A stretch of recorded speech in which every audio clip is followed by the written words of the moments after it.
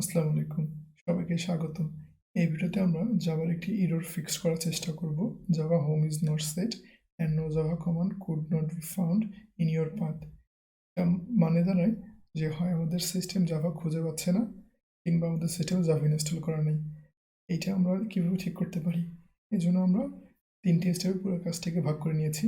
প্রথম স্টেপে আমরা জাভাকে ডাউনলোড করে নিব, দ্বিতীয় স্টেপে আমরা জাভা ইনস্টল করব, এবং তৃতীয় স্টেপে আমরা জাভার পাথ ভেরিয়েবলটাকে সেট করব এবং চেক করে দেখব। তাহলে চলুন শুরু করা যাক। প্রথম পর্যায়ে আমরা দেখব কিভাবে আমরা জাভার এসডিকে ডাউনলোড করতে পারি। এজন্য আমরা আমাদের ব্রাউজারে চলে যাব এবং সেখানে লিখব জাভা এসডিকে।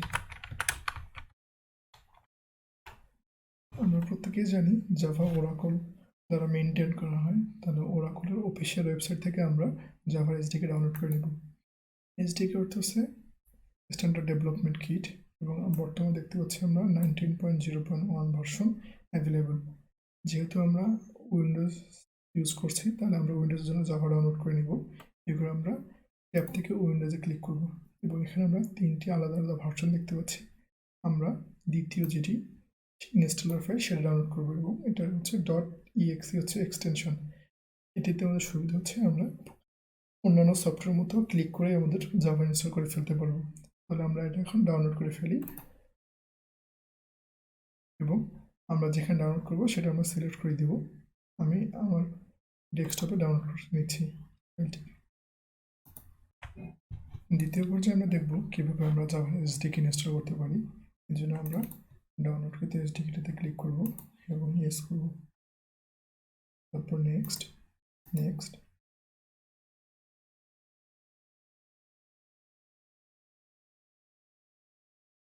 এবং ক্লোজ করে দেব।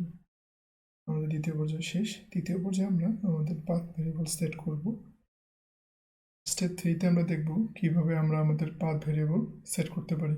এজন্য আমাদের প্রথমে জাভার পাথটি কপি করে নিয়ে আসতে হবে। সেটার জন্য আমরা দিস পিসিতে প্রবেশ করব এবং সি ড্রাইভ থেকে চলে যাব প্রোগ্রাম ফাইলসে, এবং সেখান থেকে আমরা জাভা ফোল্ডারটি খুঁজে বের করব, এবং জেডিকের ভিতরে বিন নামের যে ফোল্ডারটি সেটির পাথটিকে আমরা কপি করে নেব।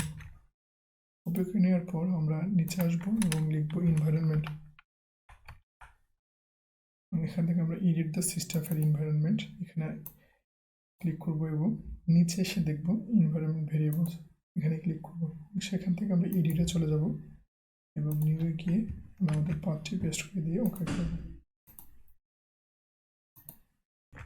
এবং সর্বশেষ পর্যায়ে আমরা দেখব আমাদের জাভা সঠিকভাবে সেট হয়েছে কিনা। এই জন্য আমরা সার্চে গিয়ে লিখব সিএমডি, এবং এখানে আমরা লিখব জাভা ভার্সন।